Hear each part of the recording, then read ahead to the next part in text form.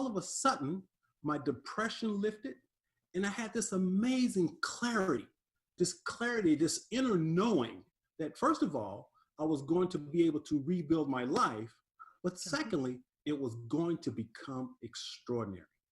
And so as a result of that question, I stopped reading books on getting rich and making money. And I started reading books on psychology and philosophy and spirituality and metaphysics and personal development.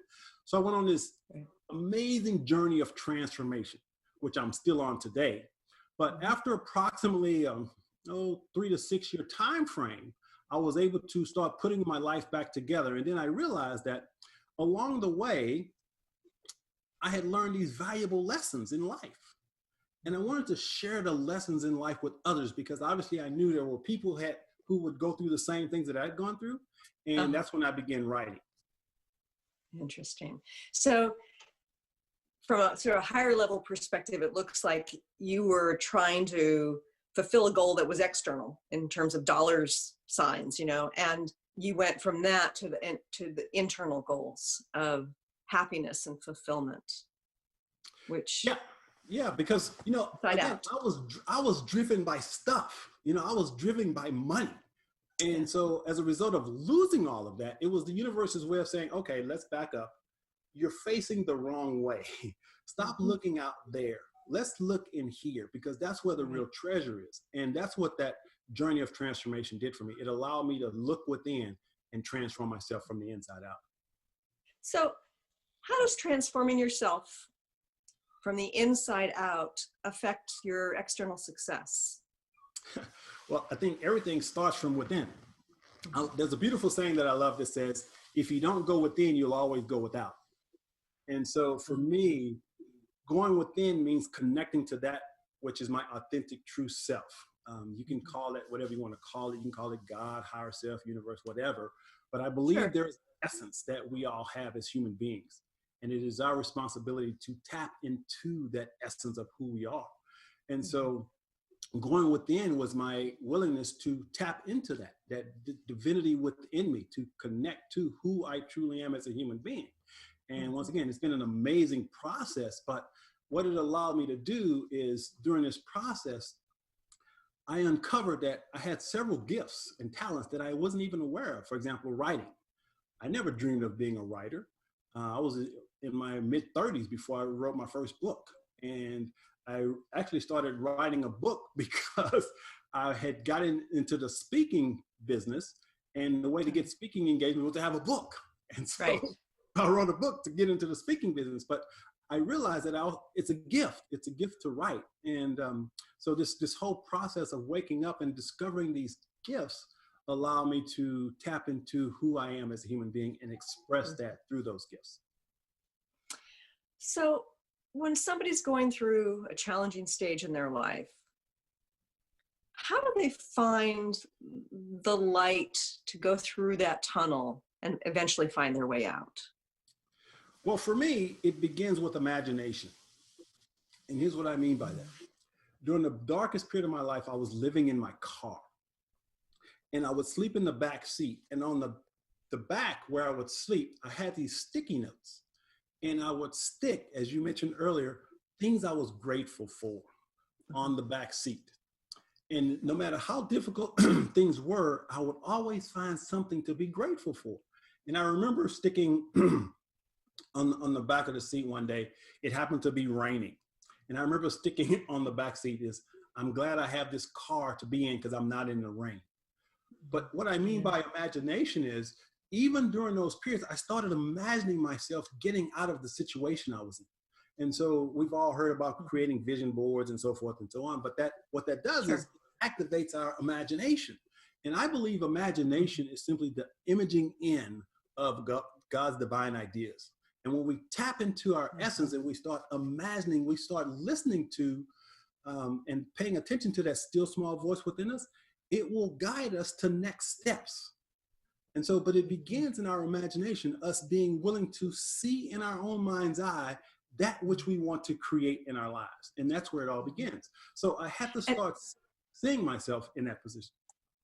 And I know that scientists have been able to evaluate things like how the imagination affects our physicality similarly to the way actually doing something is. So it's kind of like our body, mind, spirit doesn't know the difference between what's going on in our imagination and what's going on in our reality. They did that with, people practicing shooting hoops, and they found that those who imagine themselves getting good at it and not practicing were as good as those who went and physically practiced at the end of the study. So when we say imagination, I mean, it sounds kind of like ethereal, and yet there's science that backs up that this can be very effective. Absolutely. And again, everything begins with thought. And so if I can't imagine myself getting out of a situation, I'll never get out of it. So I have to begin imagining myself what it's going to be like. But here's the key. Once you have the vision, if you will, then it's about taking an emotion and elevating that emotion to bring that image to light. So for example, when I was sitting in the back of my car with nothing, I was imagining myself in this multi-million-dollar mansion, right? So I'm imagining myself coming out of this situation, and I'm imagining myself in this mansion. And I would sit there and I would just, and I could see in my mind's eye this amazing mansion that I would be living in. Well, the feeling that came from that, okay, the more I put myself into that feeling space as if it had already happened, then that begins activating the universe. And the universe starts going, okay, I get it. That's what you want to create. So here, let's start moving you in that direction. And so having that picture first and then attaching an elevated emotion to it, eventually, as long as you move toward it, you can create it. And I love that you're pointing that out and emphasizing that, because I think that there are plenty of people out there who talk about manifestation techniques, and it's kind of like it's all about what's up here, but you have to engage the emotionality of it, or it's not effective. Yeah. And I think also when we engage emotions, we can, with our emotions, we can only be honest about what it is we really want. It's like we might say, oh, I want, to own a boat or whatever. And then every time you're thinking about it on some emotional level, you're thinking about all the responsibility and it sort of kind of brings you down. You can't have that elevated emotion if you're worried about that stuff. So it's kind of like the emotion gives the clarity of whether you really do want it or not. Yeah. And so for me, here's one of the things that I talk about in the book, which was really important for me because I got involved with the New Age movement, and it was very easy for me to be optimistic and motivated and all of that. But then there were still some things that were missing. But here's something that I learned from my own experience. We talk about feeling elevated emotions, right? How important that is. Well, in some cases, for example, in my case, from 6 to 13, I had possibly the most traumatic childhood a child could have. Okay, from 6 to 13, it was terrible. And so what happens is I created defense mechanisms not to feel. So I disconnected as a defense mechanism. Well, as I grew up and I was doing all this motivational stuff, well, see, I had a lot of emotional trauma that I had to be willing to heal to get to the point where I could actually feel. So for me, I talk a lot about the importance of making peace with your past. And so for me, healing those emotional scars and trauma from my childhood is what really allowed me to connect, because I had done the Anthony Robbins motivational stuff, walking on hot coals and all of that. And I was highly motivated, but there was still something missing. And for me, that piece was understanding and how to reconnect to the emotional part of myself, which had been traumatized. And I had to heal that before I could connect to emotions. So that was a really important piece for me in my process. So you're basically saying no spiritual bypassing allowed if you really want to achieve what you're going to achieve. Exactly. Because we end up processing everything from the intellect. If we're not connected to our hearts, we can't truly feel and authentically connect to source, I believe. And that's what I did for a very long time. I could intellectualize and talk to you about, God and spirituality and motivation and making money. But in my heart, there were a lot of wounds that I needed to heal. And once I did that, then everything really changed. So, Michael, given that you have faced deep wounds, from a difficult childhood. Do you have the perspective today that there were gifts in that? Absolutely. I can go back to the moment that I was born and explain to you how my soul set everything up. I mean, I can see with absolute perfection how every pain, every trauma, every adversity has put me into the place where I am today. And if I had to go back and do my life all over again, I wouldn't change a thing, because by removing any piece of it, I wouldn't be who I am today. So I'm absolutely grateful for all of the pain, all of the trauma, all of that, because it has now set me up to be in a place where I have unshakable faith in that which is greater than myself. And I believe that adversity, the intention of adversity is to help us build trust in the universe. Because say that again, Michael. That's a great line. Say it again. The intention of adversity is to help us build trust in the universe. Because every time we overcome an adversity, there's a part of us that goes, yes, I got it. You're right there in my corner. There's something in me that's allowing me to move through this. And so the more we build that trust muscle, then the more we can create anything we want in our lives. Yeah, I love that. I love that. And the more often we have to go through something, the more we develop the trust when we employ positive measures to get to the other side. Although some people will feel victimized if they get adverse situations and challenges over and over again, other people will rise and rise and rise. How do you, going beyond the imagination and the emotionality associated with positive images, what else can we do to make sure that we're in the former and not the latter category, where we actually rise through it? Well, the first thing that I say, and I say this as a former atheist, okay? I think it's important to understand and develop an intimacy and a connection with something greater than yourself. And you get to choose to call it whatever you want to call it. But for me, I choose to call it divine intelligence. I also call it source energy. That divine intelligence, which is permeating this entire universe, it's moving and expressing as us. So it wasn't until I made that spiritual connection, because there was a time in my life, as mentioned, as an atheist, where I thought I could figure everything out in my head. But it wasn't until I connected to something bigger than myself that I came to recognize that, okay, if this thing called divine intelligence is real, if I can connect to it and trust it, then how can I ever be depressed or upset or scared about anything? Because when you know something, knowing is the complete absence of doubt. So when you know something, when you know, and you can't intellectualize this, but when you know intuitively and internally that this source, this energy is there. And it's important to also understand that for me, my belief is that there's but one presence and one power in the universe.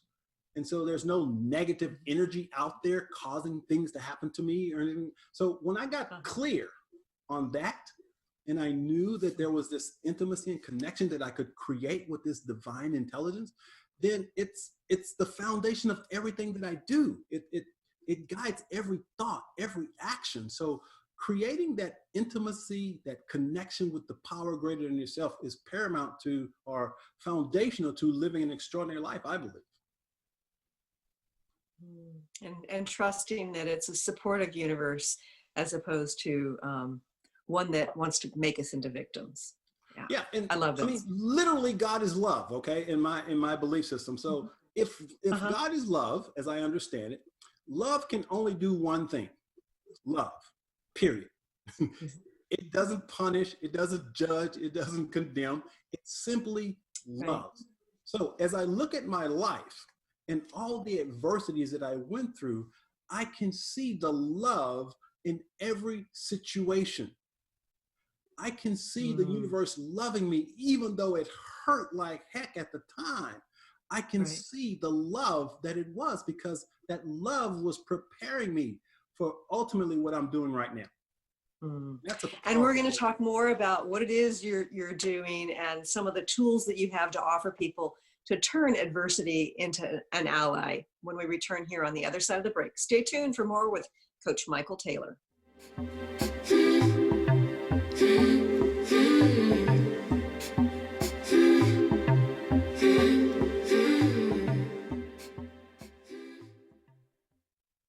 I'm Christine Upchurch, and this is a Stellar Reflections Minute. Years ago, when facing cancer, without any immediate treatment options, I sought healing by making various life changes. For a while, I followed a very restrictive diet. I often found myself obsessing about which foods were good and which ones were bad. Then one day, I realized I was consuming foods based on fear of not getting well. But I didn't want to make choices out of fear anymore. I decided it was far better for my immune system if I allowed myself to experience the joy that came from, say, eating frozen yogurt, than it was for me to ingest the fear that came from avoiding it. Now, instead of choosing healthy habits based on fear, I try to make choices because they feel right and ultimately bring me joy and ease. How many of your healthy habits are really based on fear? Please visit stellarreflections.com or call 425-999-9836. That's 425-999-9836. Learn how to lead a happier life on Miles to Go with Brittany Miles. How to lose to gain it all. Join Brittany every second and fourth Wednesday at 1 p.m. Pacific on TransformationTalkRadio.com. Listen as coach and healer Brittany Miles shares stories that teach you about surrender. For more information about Brittany, milestogocoaching.com. The vibration of change. That magical place where life shifts from struggle to ease, from stagnation to forward movement, from old ways of being to new ways of becoming. If you're like I am, it can be rather elusive to get there, but when you are in it, you feel it down to your very core, don't you? And it can positively affect everything in your life, from your relationships to your health and well-being, from your career path to your abundance, from the quality of that inner connection to the fullness of your self-expression. On the Christine Upchurch Show, we explore ways to get into that vibration of change with experts in the fields of consciousness, psychology, spirituality, health, healing, and science. Join me, Christine Upchurch, every Friday at 11 a.m. Pacific Time, 2 p.m. Eastern Time on KKNW AM 1150 and Transformation Talk Radio, and learn new ways to step into your vibration of change. Are you meeting your sales goals? Or maybe your business plan could use a dose of the divine. Tune in to Divinely Driven Results with faith-based business coach Elise Smith on TransformationTalkRadio.com. Coach Elise Smith helps listeners get unstuck from their business plateau and become empowered through divine guidance. Build up belief in yourself and your dreams, and learn business strategies that work for you for real lasting results. Learn more by visiting www.divinelydrivenresults.com.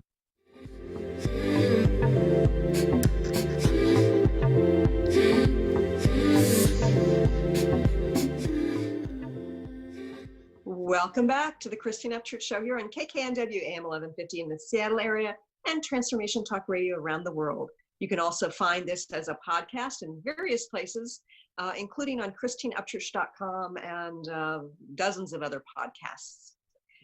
We are talking today with Coach Michael Taylor. He's the author of 8 books, including Adversity is Your Greatest Ally. And Michael, you've talked about some of the tools that you've used. I know that you coach other people to get through adversity and to put their life back on track. Do you have some more advice for us about if we're in the midst of feeling really challenged, whether we've, say, lost a job during COVID or having relationship difficulties with our kids or a partner? How do we kind of shift our lives in a more positive direction beyond the imagination and the emotions? Well, I think the key is what we mentioned at the very beginning, is gratitude. Everything I do is based on my gratefulness for being alive and for being where I am today. And so I always recommend that if you're not doing it already, is that you start your day with a gratitude list. I can't emphasize that enough, because when you're in gratitude, gratitude and depression can't coexist in the same space. So if you're depressed, if you can shift for a moment to get into gratitude, depression subsides. So everything in my experience starts there. So I always recommend, no matter what you're going through in your life, if you can stop for a moment and look at what you have to be grateful for, because there's always something there for you. And as mentioned, I've been at the lowest points of my life, but even then I was able to find something to be grateful for. And it's what has allowed me to rebuild my life after all of those adversities. And so I think two things that we have to do. Number one, have gratitude. And number two is we have to create a positive mental attitude, which is so difficult when we're so inundated with so much negativity and pessimism in our society. But again, everything starts in mind. And so if we're positive, the universe supports us in creating more things to experience as positive. So there's a vibration that we give off. And you talk about the vibration of change.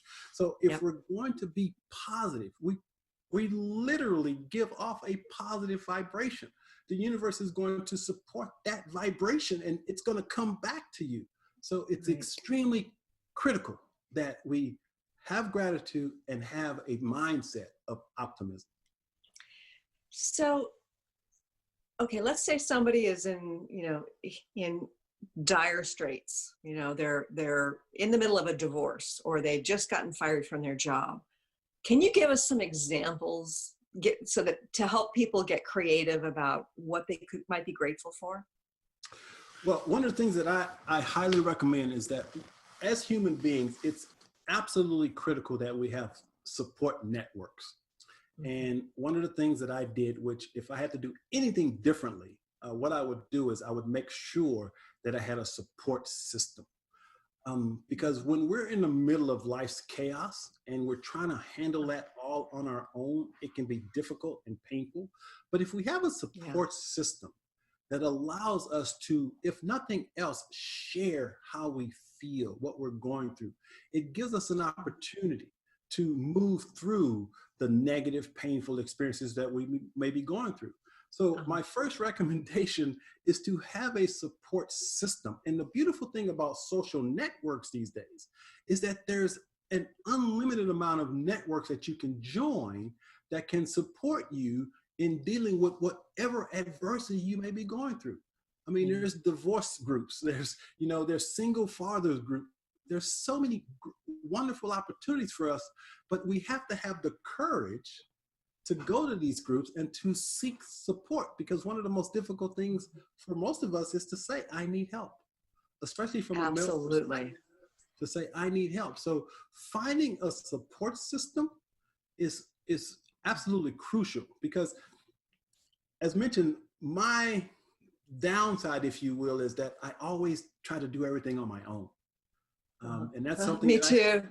That's one of the things I still struggle with. I can figure this out. I can figure this out. And, me and God, and all that stuff. But I have come to know that I have a support network now that if I'm in a funk for whatever reason and I can call these guys and say, hey guys, I just want to chat, just talk. So finding a support network is the foundation of dealing with whatever adversities that we're going through.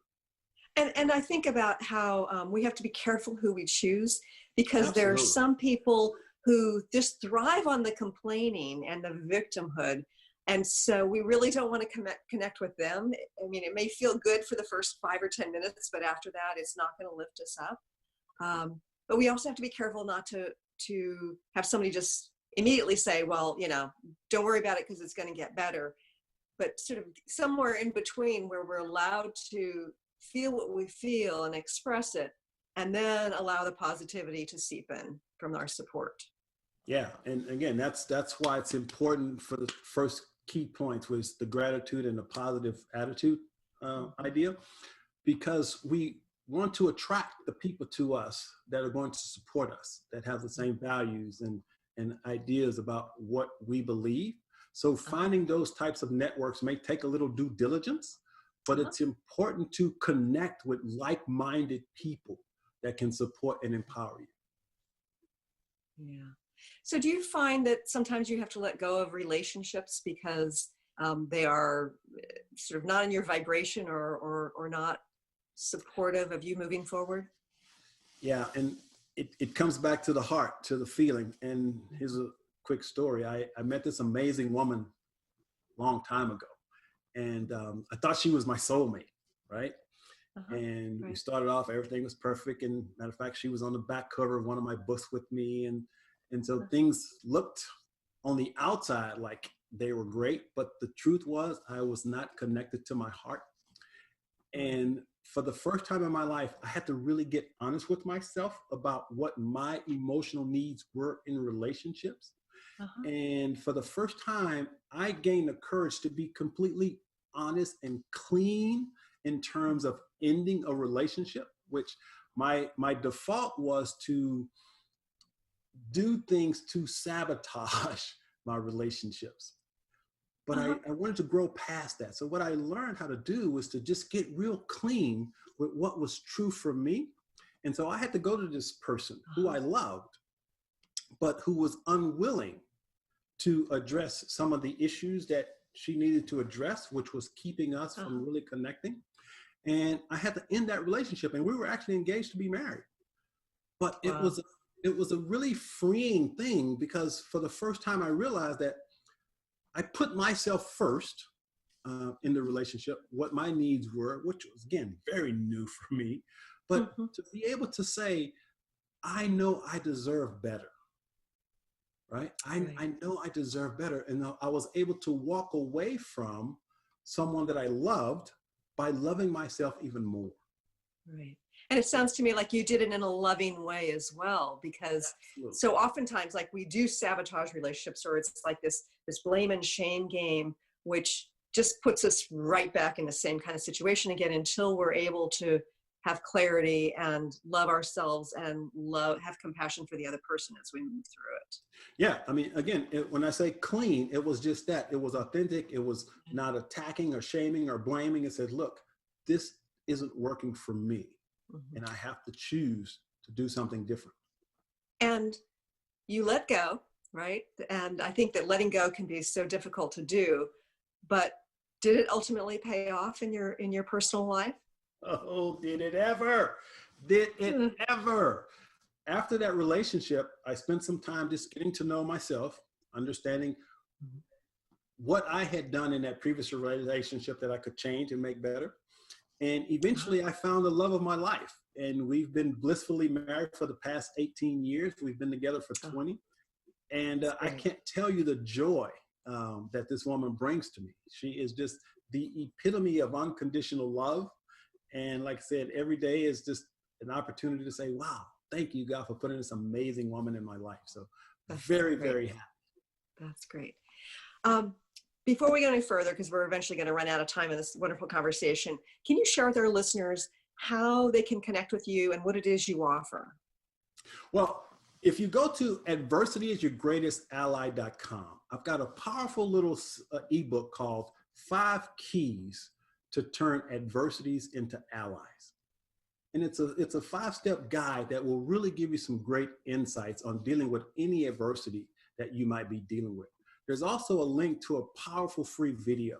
It's a 40-minute live presentation that I gave based on overcoming adversity. And I can assure you that once you watch it, it will shift your spirit and lift you up and let you know that anything's possible. Great. And again, it's adversityisyourgreatestally.com.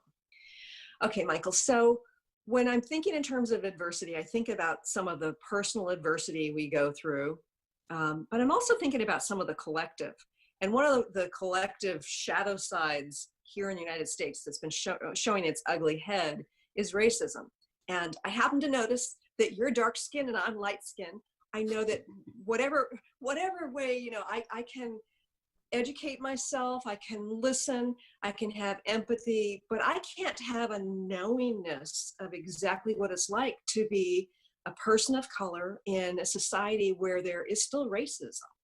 And I want to get your perspective on Black Lives Matter and how we have the potential to shift this into a much more positive society. Well, again, I think my life is a great microcosm of the consciousness of this planet. And here's what I mean by that.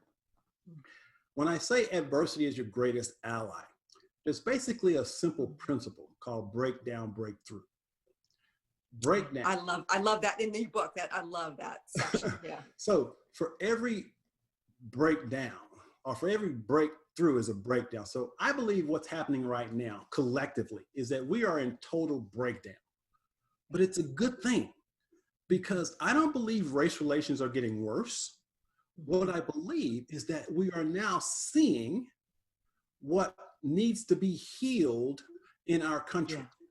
And so when I look at this whole... It's illuminating what's been in the shadows for a very long time. Yeah. Right. And so I think what happened collectively is, in general, a lot of white people had this idea that, hey, we had a Black president, so racism's gone.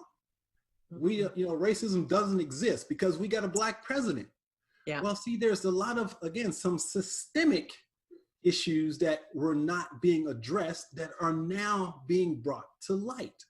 Yeah. And so, again, I'm an optimist. And what's really amazing to me as I look at this movement and what's going on, for example, the last couple of years, actually, is this whole conversation about white privilege. And there's a new conversation. And this George Floyd situation, I believe what it has done, it cracked open the heart of America in a way that hadn't happened since Martin Luther King was killed. Because the brutality of how he was killed and that image, I think people have to start going, wow, there's something that has to change. And that's what has launched all of these movements. And once again, my optimism tells me that the universe is perfect by design. And what we're seeing is just a breakdown, which is preparing us ultimately for a breakthrough, because the younger generation that are really spearheading these marches, see, that's the next generation they were brought up in an era where we had a Black president and we have, Black people everywhere. So it's a different mindset. And I personally believe, this is just my personal belief, every generation expands in consciousness. Okay. So Barbara Marx Hubbard had an amazing book called Conscious Evolution. And she theorizes that human beings are evolving to what she called Homo universalis. Okay. Have you heard that term? Yeah. And in fact, she was on my show before she passed. Yeah. Okay. And folks, you can go to the best of my radio show page and you'll find her interview. Yeah. But yes, go ahead. Yeah. Tell us more. She theorizes that human beings are evolving to Homo universalis. And I firmly believe that. We as a species are waking up. Collectively, we're still a very young species. If you really put it into the timeline of eternity, we're a very young species. And so we're waking up. And as painful and as difficult as it might feel right now, I personally believe it's laying the foundation for us to create a better union, a better society, a better world. Because you have to be willing to shine light on the dark places in our consciousness, those shadow parts of ourselves. And I believe that's what's happening. We're shining a light on those parts of ourselves collectively. And let me just say specifically, white people, because if you fell into that trap that racism doesn't exist today, and now you're seeing this, hopefully it's waking you up to the reality that yes, there are still challenges, systemic challenges that we have to be willing to fix. And I believe this, and I think that what's happening is what's I think that's, sorry, there's a bit of a delay. I think that for some people they thought, oh, well, it exists among certain people, a person here, a person there, the uncle at Thanksgiving who, says the obnoxious thing or whatever. But what the George Floyd situation illuminated is that it is systemic. I mean, we started, we could see this thing, occasionally here, occasionally there, But I think we've come to realize that it is far more systemic than we allowed ourselves to believe. And I suspect that if you're a person of color, you've known it's been systemic for a long time, right? Yeah, and again, if here's my perspective. Think about this. Now, I'm 60 years, well, I'll be 60 this year, a couple of months. Uh-huh. In my short lifetime, because I remember the 60s very vividly. And I remember back in the 60s when we had this little black and white TV. And on Sundays, we'd all get together, watch TV. And whenever there was a black person on television, it was a huge event. I mean, people were getting on the phone. I remember that too. Because you didn't see black people on television, right?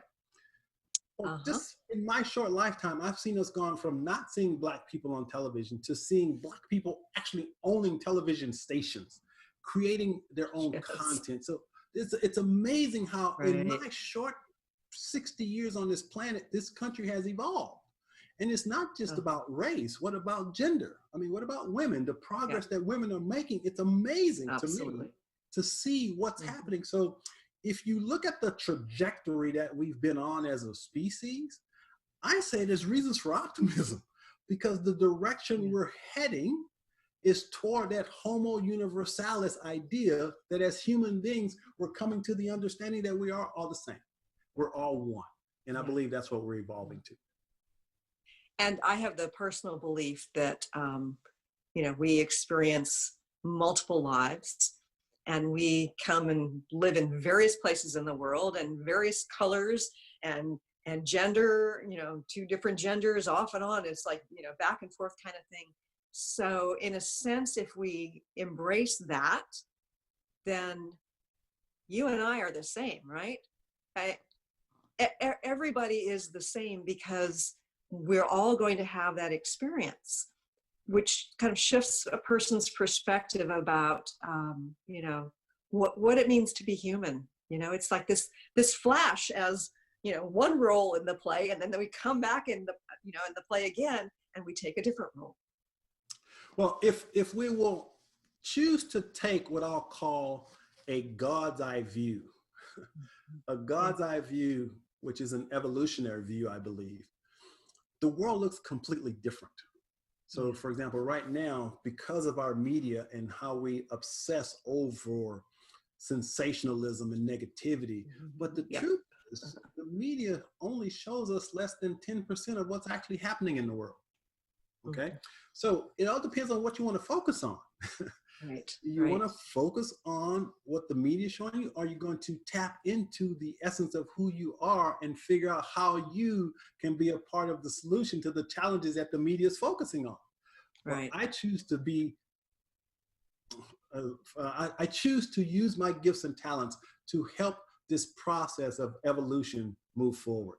That's what I write. That's why I write, because I want to help wake people up to this idea of, I love your title, Vibration of Change, because when we do our work, our inner work, and connect to our authentic selves, we do become that vibration that can literally change the world. I really believe that. But we have to connect to the essence of who we are first. And I think that a lot of people have fallen into this sense of victimhood, particularly during COVID, like that, we need to fear each other. We need to fear the germs.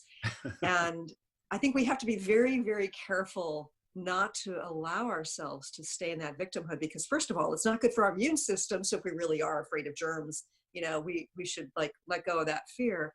But secondly, it's like, if it's just a part of our process to break some things down in order to break through into something more positive, then it's not something to fear, and we shouldn't be alienated from each other. Is my perspective. It's